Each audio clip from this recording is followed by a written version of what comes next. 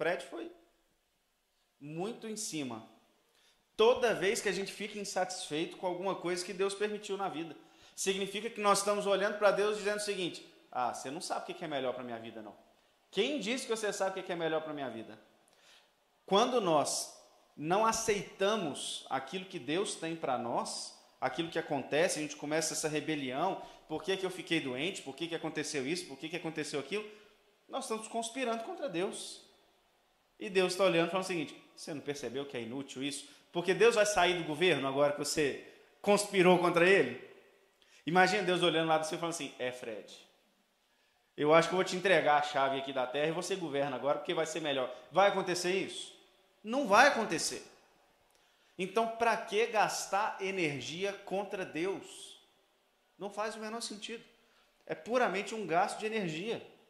Não aceitar aquilo que Deus tem para nós, olhando as circunstâncias da vida, ou olhando o seu chamado, por exemplo. Você tem um chamado de Deus, você fala assim: não, eu vou resistir, eu não vou para esse chamado, eu não vou fazer isso. Para quê? É inútil. Olha a história de Jonas. Lutou, acabou em Nínive, com gente convertida. Adianta de alguma coisa? Não. Gente, toda vez que nós confrontamos a Deus, nós tramamos para derrubar o reinado de Deus, nós estamos só gastando energia, nós estamos só perdendo tempo, porque Deus não vai te entregar a chave da história e falar o seguinte: Pablo, poxa, eu acho que você vai ser melhor. Não vai acontecer isso. Então, um recado do salmista: poupa energia, querido, poupa sua vida. É muito melhor submeter ao reinado de Deus. Por quê? Uma pergunta retórica. Por que as nações estão perdendo tempo com coisas vãs? Verso de número 2. Os reis da terra se levantam e os príncipes conspiram contra o Senhor e o seu ungido, dizendo. Então, quando a gente passa para o verso 2 agora, nós percebemos que existe uma rebelião que está sendo no mundo material, na nossa vida. A rebelião é contra quem? Contra o rei. O rei de Israel, aqui o rei ungido de Deus. Isso aqui, passando pelos tempos, é uma referência clara a Jesus. Então, o que está acontecendo é o seguinte: os reis da terra estão tramando contra o rei de Israel. Mas no plano espiritual, o salmista está te contando o quê? Essa rebelião, ela é primeiramente contra Deus, contra o Senhor. Aqui, na sua Bíblia, talvez, se você abrir, você vai ver que está Senhor com todas as letras maiúsculas. Você vai ver duas coisas diferentes. Você vai ver Senhor apenas com a letra S maiúscula e Senhor com todas as letras maiúsculas. Só de curiosidade, alguém sabe a diferença? Não? Ninguém sabe por que aparece assim? Porque realmente não é a mesma coisa, né? O Senhor com todas as letras não está, olha só. Vou mandar uma carta para modificação. Na NVI não está. A sua é de 2021, porque tem uma nova versão internacional de 2021 para frente, que inclusive ela cortou alguns textos, parece. Eu ouvi dizer essa semana. Mas o que acontece é o seguinte: quando você se deparar com a palavra Senhor, toda maiúscula, é Yahvé, Jeová. É disso que está falando. Quando você encontrar Senhor minúsculo, é porque é a palavra Adonai, que significa literalmente Senhor. Só que aí seria um Senhor da terra, digamos assim. Por exemplo, o rei aqui é um Senhor. Você vai se deparar com um salmo que diz assim, ó: disse o Senhor ao meu Senhor. A única forma de você entender isso é se você colocar um maiúsculo e o outro não, né? Porque seria: disse o meu Adonai a Yahvé. Aí você entenderia, né? Mas do nosso jeito aqui seria: disse o Senhor ao meu Senhor. Então aqui o que está dizendo é contra o Senhor. É literalmente contra Deus. Contra Yahvé, Jeová. Essa é a verdadeira guerra. Ele está mostrando o seguinte: tem uma guerra no plano material, mas a verdadeira guerra está acontecendo no plano espiritual. E aí nós já começamos a destrinchar tudo que acontece na vida da igreja. por meio desse segundo versículo. Eu já falei algumas vezes, durante o mês do aniversário da igreja, acabou que eu falei isso repetidas vezes, eu vou ter que falar de novo dentro do Salmo 2 aqui, mas nós estamos o tempo todo num campo de guerra. A igreja está o tempo todo num campo de batalha. A batalha pelo evangelismo é uma batalha, a batalha pelo discipulado é outra batalha, a batalha política com os políticos muitas vezes querendo destruir a igreja ou dificultar é outra batalha. A batalha não é o nosso caso aqui, graças a Deus, mas igrejas que têm vizinhos que começam a atrapalhar o culto, né? Alguém já passou por alguma igreja assim? Eu já fui de igreja que o vizinho na hora do louvor ligava o som mais alto para tentar competir, só de implicância, né? O que são todas essas batalhas contra a igreja? São todas batalhas, na verdade, contra Deus. Todas as batalhas da igreja são batalhas espirituais. E batalhas espirituais você vence com que tipo de armas, Pablo? Espirituais. Batalhas espirituais se vencem com armas espirituais. Armas essas que o apóstolo Paulo vai destrinchar, por exemplo, lá em Efésios, capítulo 6. A armadura da fé, o evangelho da paz, a proclamação da palavra. Armas espirituais vencem batalhas espirituais. Qual que é, muitas vezes, o erro da igreja? Querer vencer as batalhas espirituais com as armas carnais.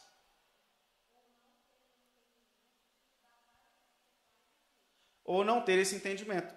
Justamente, quando não se tem esse entendimento, você caminha para usar as armas erradas. Porque qual que é a arma que muita igreja tem usado hoje? A influência política. Vamos fazer uma influência política da igreja e assim nós vamos vencer as batalhas contra a igreja. De jeito nenhum. É muito bom se a gente tiver políticos crentes, glória a Deus, isso ajuda, mas vou falar uma coisa, a gente não precisa deles. Poderia não ter nenhum político crente e a gente continuar vencendo as batalhas. Porque as nossas armas não são carnais. As batalhas espirituais são vencidas com oração, jejum, proclamação do Evangelho, a fé na vitória do Senhor Jesus Cristo. Essas são as armas da igreja. Com o amor. O vizinho aumenta o som, você vai lá e dá uma caixa de bombom para ele, de presente. Você ama o vizinho, vai lá, dá seus pulos. Não é o nosso caso, que fique claro. Eu estou apontando nosso vizinho ali, nunca fez nada não. Nós vencemos com o amor, nós vencemos com o acolhimento, nós vencemos com a bondade, nós vencemos com a misericórdia, com a oração, com o jejum. Batalhas espirituais se vencem com armas espirituais. E isso vale inclusive para a nossa vida individual. Aqueles problemas intensos dentro do casamento, dentro do trabalho. Meus irmãos, nós crentes estamos em batalha espiritual onde quer que a gente esteja. Ah, meu casamento está desandando. Tem que resolver as coisas com a conversa, com tudo. Mas vai orar. Vai orar, vai jejuar pelo casamento. Ah, estão me perseguindo no trabalho. Vai orar. Vai jejuar. Porque batalhas espirituais se vencem com armas, primeiramente, espirituais. E o Salmo 2 está dizendo, os reis da terra se levantam. Você acha que ele está conspirando contra o rei ungido. Mas olha só, primeiramente, ele está conspirando contra o Senhor. Contra Deus. Quer falar, Elton? Não?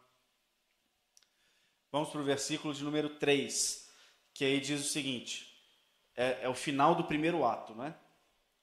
Rompamos os seus laços e sacudamos de nós as suas algemas. Lembra, o primeiro ato se passa numa reunião na corte estrangeira em que eles estão conspirando. E aí qual é a conspiração? Vamos destruir os seus laços, as suas cordas, que é aquilo que usava para açoitar o boi enquanto ele estava trabalhando. Essa é a ideia. E também vamos destruir as suas algemas, que aqui é uma referência às algemas usadas quando um rei vencia uma guerra e levava os seus cativos. Olha só qual que é a imagem que os reis da terra têm contra o governo de Deus. De que Deus é um tirano. De que eles são escravos. Ou seja, se eles se submeterem a Deus, eles estarão sendo cativos, porque eles vão perder a sua liberdade para poder agora ter que obedecer a essa lei de Deus. Não é exatamente essa a visão que o mundo tem acerca de Deus? O mundo olha para Deus, olha para a igreja e fala o seguinte: mas vocês não têm liberdade nenhuma, né? Vocês não podem fazer nada. Crente não pode fazer nada. Deus não deixa de fazer nada, sua religião proíbe tudo. E na verdade nós olhamos falando, presos são vocês. Cativos são vocês, na verdade. Mas a visão do mundo, que na verdade está preso e cega pelo pecado, é a visão de que Deus é um tirano, de que o cristianismo é uma grande tirania, de que Deus está subjugando eles de forma a aprisionar. Enquanto, na verdade, mal sabem eles que no dia que eles se submeterem a Deus, eles vão experimentar a verdadeira liberdade. Por que que o mundo enxerga dessa forma? Por que que o mundo enxerga Deus como um grande tirano? Porque Deus põe freio no pecado. E quando o pecado é refreado, aquela pessoa que não tem o entendimento da palavra de Deus, não tem o entendimento da pessoa de Jesus, ela perde a busca pelo sentido da vida dela, porque a busca do sentido está no pecado. Se eu te digo que você não pode mais cometer aquele pecado, a pessoa vai falar, mas então eu não vou ser feliz nunca. É o caso, já citei na semana passada, mas todo mundo viu o caso daquele ex-comediante gospel, que agora está aparecendo tudo quanto é canto em podcast. Não vou falar o nome dele não, porque está ligado à câmera. Vocês não viram não? Toca baixo. Corta essa parte aqui depois. O nome dele é Daniel Pax. Depois vocês procuram. Só corta o nome dele depois. Ele tinha um personagem chamado Pastorzão. Era Pastorzão, que é com X, né? E aí ele, de repente, saiu da igreja, abandonou tudo. E aí apareceu em diversos podcasts falando assim, Jesus não te faz feliz. Como que ele te faz feliz? Ele não aparece e tudo que você gosta ele proíbe. Como é que ele te faz feliz? Esse corte, pelo menos, alguém viu, não? Mas que bolha, hein, gente? Pelo amor de Deus. Eu vou mandar para vocês. Não sei se você viu, Pablo, não?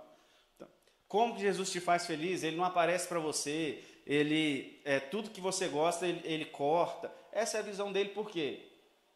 Porque tudo que ele quer para ser feliz está no pecado. Você descobre isso muito facilmente por uma fala dele, Pablo, que eu vi também sem querer. Mas ele fala o seguinte, eu tentei falar sobre outras coisas que não fosse a igreja, mas aí eu me tornei invisível. Ou seja, o que ele quer?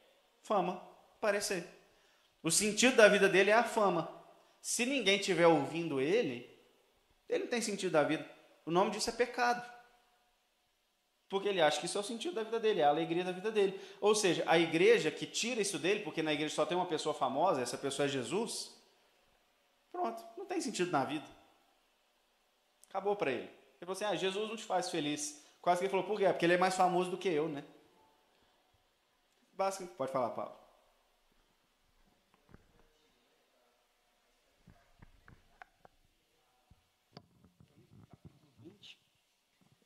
Olha como é antigo, né?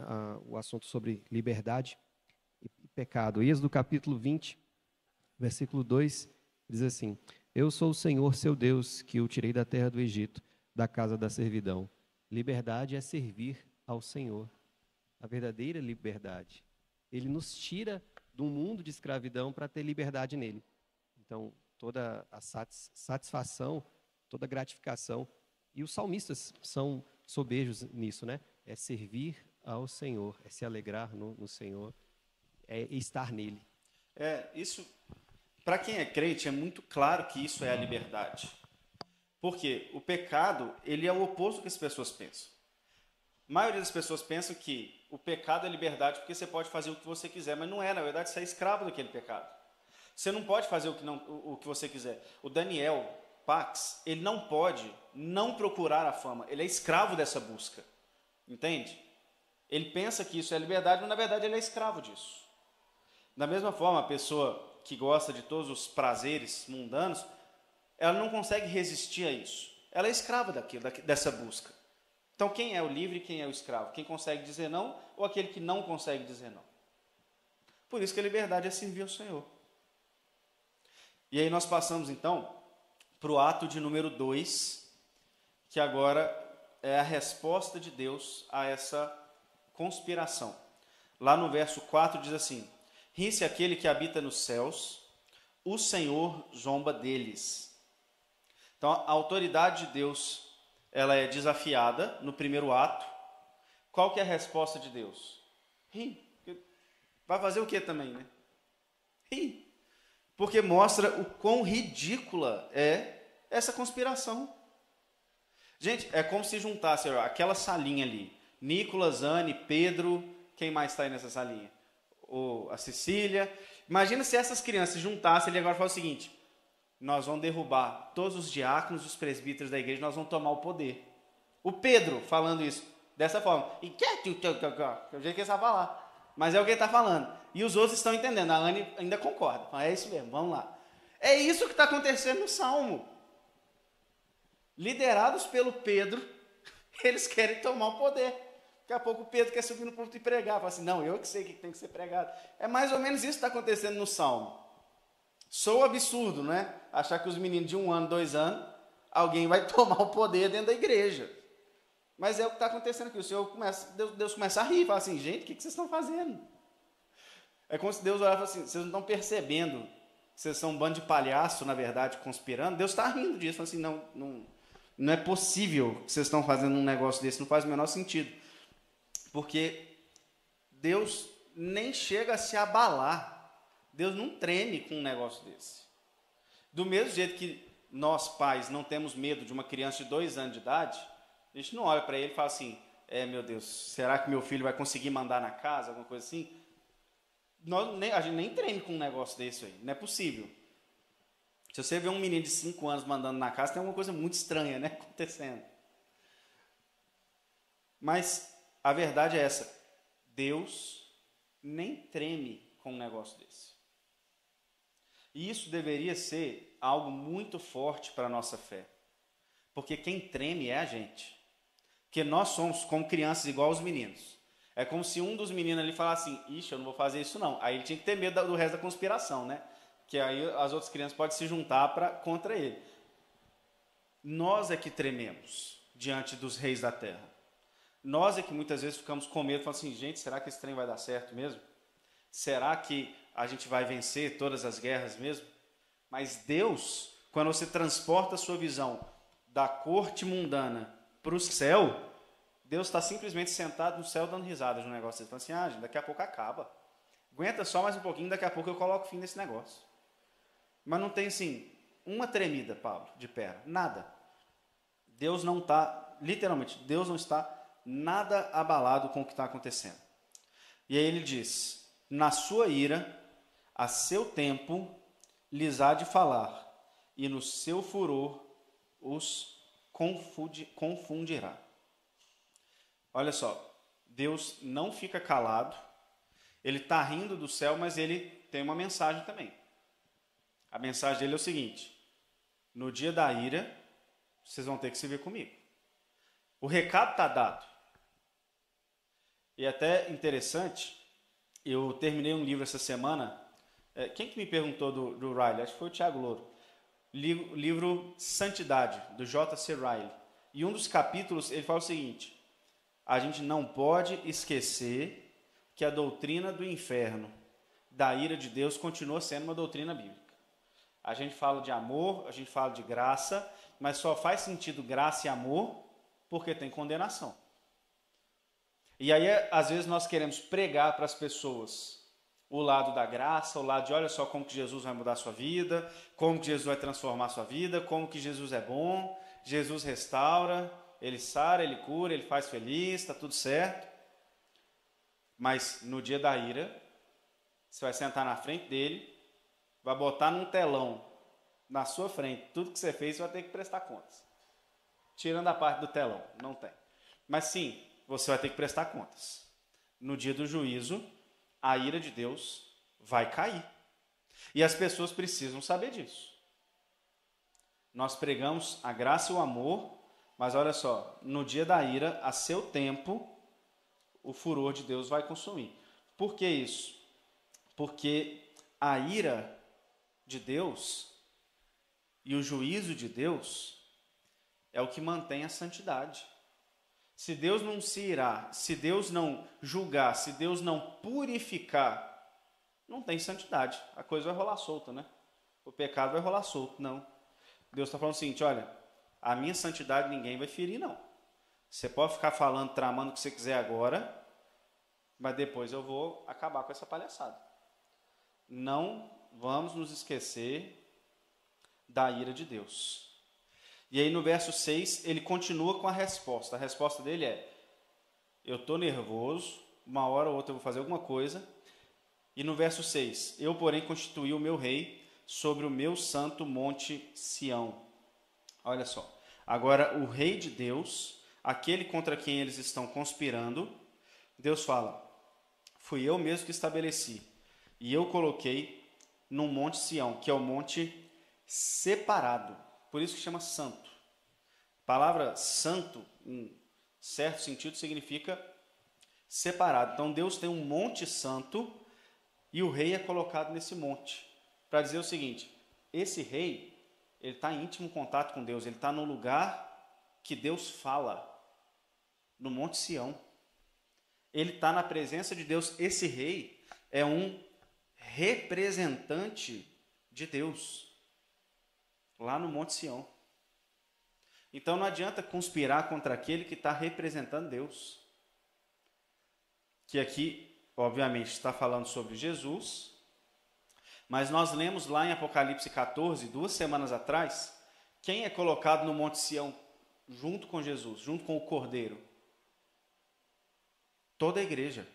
Os 144 mil, é o que aparece lá em Apocalipse 14.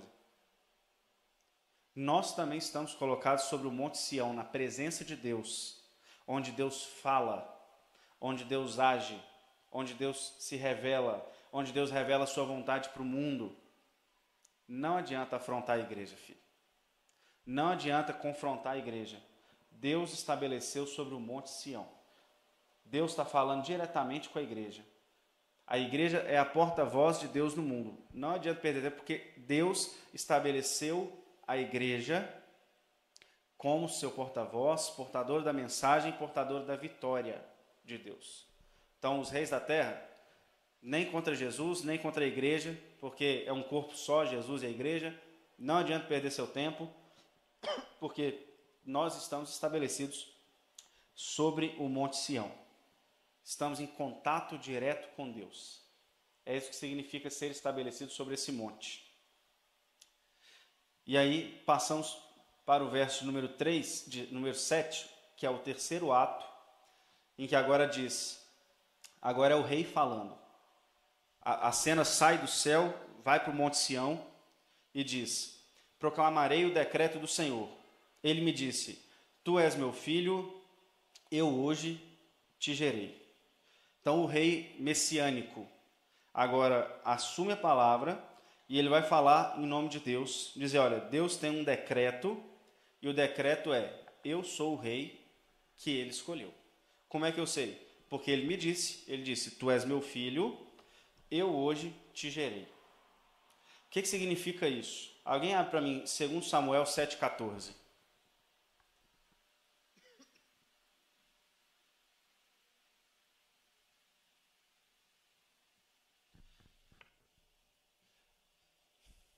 Enquanto alguém abre, alguém desse lado abre 2 Samuel, do lado aqui da Cris, da Neiluz, do Pablo, outra pessoa do lado de cá abre Hebreus 1,5. Vamos lá. É 2 Samuel 7,14. Era para abrir, moço. Agora foi projetado. Agora lê na projeção, alguém do lado de cá, então. Alguém pode ler para nós, 2 Samuel 7,14. Se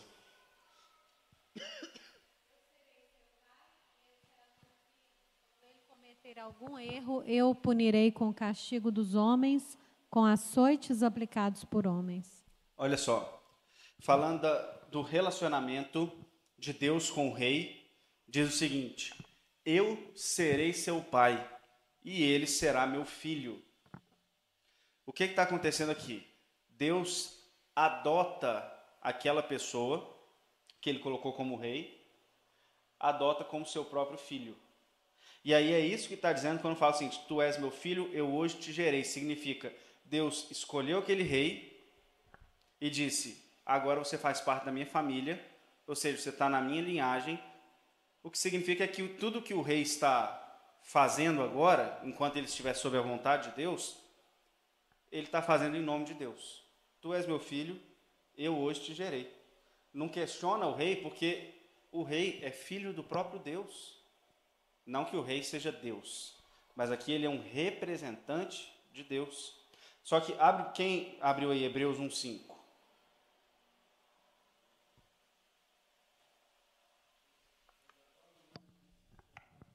Meu filho, hoje. Vou começar de novo. Pois a qual dos anjos disse jamais: Tu és meu filho, eu hoje te gerei. E outra vez, eu lhe serei pai e ele me será filho? Agora, quando nós transportamos esse versículo 7 lá para a pessoa de Jesus, o que o autor de Hebreus está dizendo? Para quem foi que Deus disse isso? Para qual dos anjos ele disse? Não é nenhum dos anjos. Ele só disse para uma pessoa, para Jesus. Ou seja, Jesus é superior a qualquer criatura que você imaginar.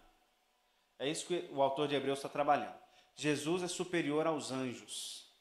Deus não disse para nenhum anjo, você é meu filho, eu te gerei. Mas ele disse para Jesus. Então Jesus é superior.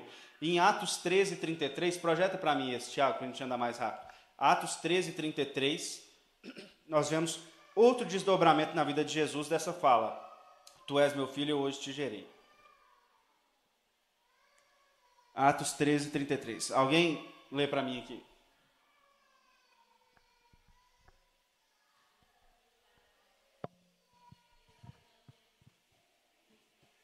Salmos 2.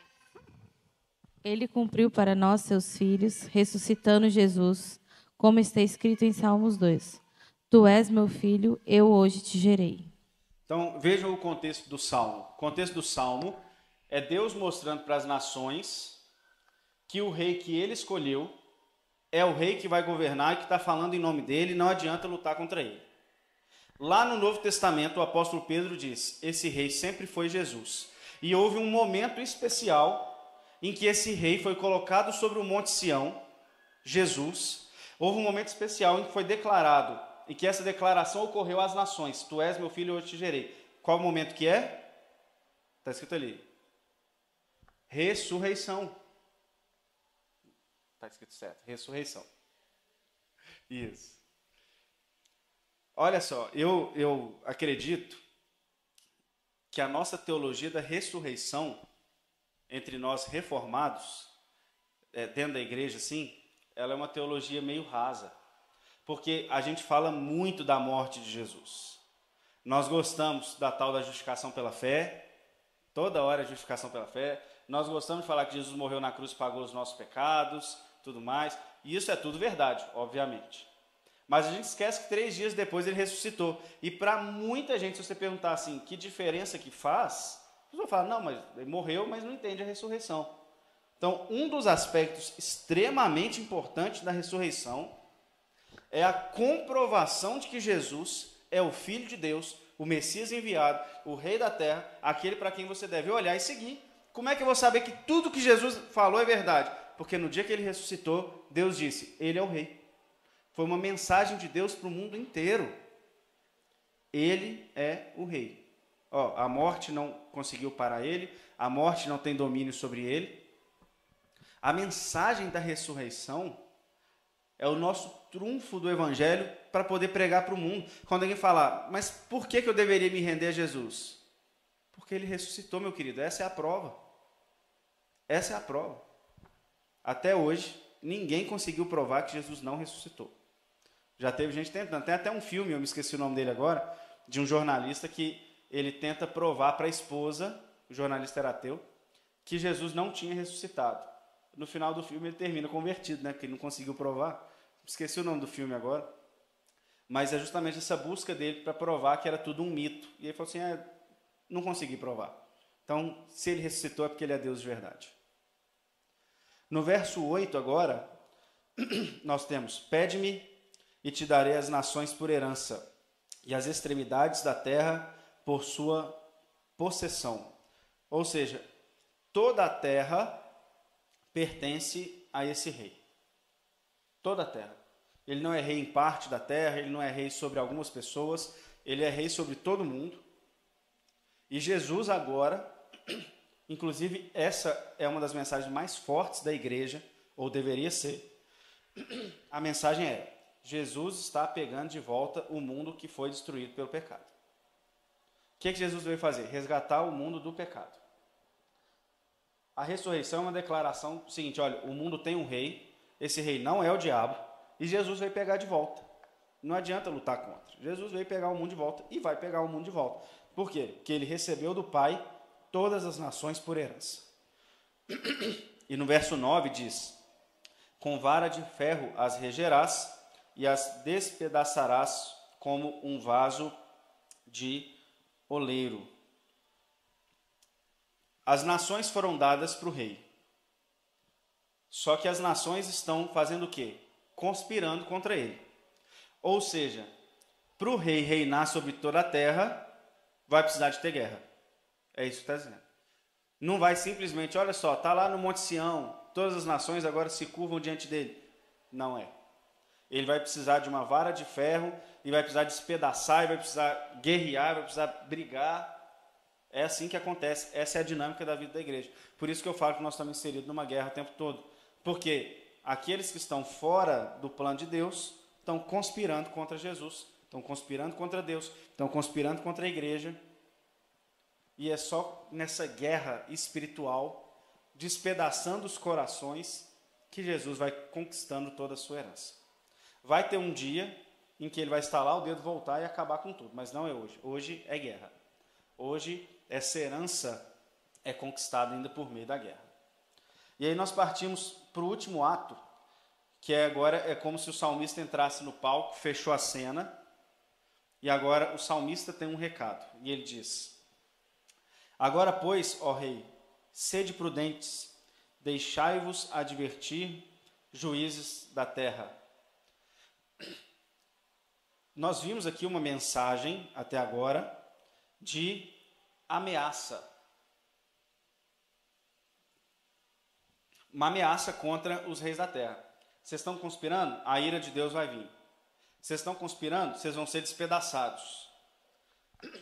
Mas agora, o salmista entra com uma mensagem de graça, dizendo o seguinte: você não precisa conspirar. Se você parar de conspirar, se você parar de afrontar Deus, se você parar de ir contra, olha só, você pode se submeter a Ele e Ele vai te receber com graça. Ou seja, Ele não vai levar cativo aquele e falar assim: olha, eu ganhei a guerra, agora você vai ser meu prisioneiro. Não é isso. Pelo contrário, se você se submete, deixai-vos advertir, ouve o que eu estou falando, ainda existe uma mensagem de graça. E aí no verso 11 ele diz: servi ao Senhor com temor, alegrai-vos nele com tremor. Essa é a resposta. Ao invés de ficar conspirando, vem servir ao verdadeiro rei, porque no serviço tem liberdade. Vem servir o verdadeiro rei. Não adianta ficar conspirando. Esse serviço é até interessante porque o salmista coloca um paradoxo aqui, né? Alegrai-vos, mas é com tremor. Servir, mas é com temor. Significa que ao mesmo tempo que nós nos aproximamos muito desse rei, essa aproximação ainda tem que ser sabendo que tem um rei ali. Nós, aqui que servimos ao nosso Deus, nós também nos alegramos na presença de Deus, não é? Nós nos alegramos na presença de Deus, nós cantamos na presença de Deus, nós exultamos na presença de Deus, mas é sempre com muito temor e reverência pela presença do rei. Muito temor e reverência.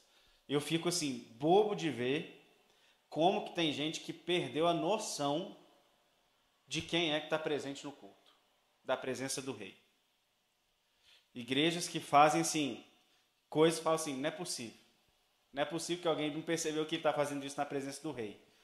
Jesus não é seu amiguinho, ele é o rei, ele é seu amigo, Deus é seu pai, mas Jesus não é seu colega. Ele é o Rei dos Reis ainda. Então é para tremer na presença dele. É para entrar com temor, com reverência. Verso 12. Beijai o filho para que não se irrite e não pereçais no caminho, porque dentro em pouco se lhe inflamará a ira. Bem-aventurados todos os que nele se refugiam. Beijai o filho, ou beijem o filho, significa se submetam ao reinado do filho. Porque esse beijo é uma relação do Antigo Oriente em que você reconhecia a superioridade do outro. Então, reconheça a superioridade do rei. Toda vez que Jesus mandar fazer um negócio, vai lá e faz, querido. Fica batendo de frente não, você está só perdendo seu tempo. Deus não vai te dar a chave da história e falar assim, faz agora do seu jeito. Não vai acontecer. Não gasta sua energia. Beijai o filho. Vira para Jesus e fala o seguinte, você é rei de verdade, então fala aí o que eu tenho que fazer, vai lá e faz. Aconteceu uma situação, ao invés de você falar assim, Deus, por quê? Não. Tudo bem, para onde que eu vou? Como o Fred levantou lá no início. Beijai o filho é menos gasto de energia, gente. É menos problema para a sua vida. Beijai o filho para que ele não se irrite, para que ele não se ire, né? E não pereçais no caminho. Por quê? Porque a ira de Deus vai vir. O julgamento vai ser repentino. Uma hora Jesus vai vir e vai julgar o mundo inteiro. Então, se submeta à vontade do Senhor. Porque se você se refugiar nele, não tem ira para nós. Não existe mais condenação para os que estão em Cristo Jesus. Nós não precisamos temer a ira do rei. Nós não temer a ira do filho. E eles é que precisam temer. Mas ao mesmo tempo em que agora eles precisam temer, e eles precisam receber essa mensagem de ira, tem que lembrar que a mensagem do salmista é, ainda dá tempo. Ainda dá tempo de beijar o filho. Ainda dá tempo de se submeter à vontade de Deus. Alguém tem algum comentário final? Trauma de infância? Ou algo que espinha sua alma e torce seu coração? Não? Vamos orar então? Eltner, ora por nós, encerrando esse momento.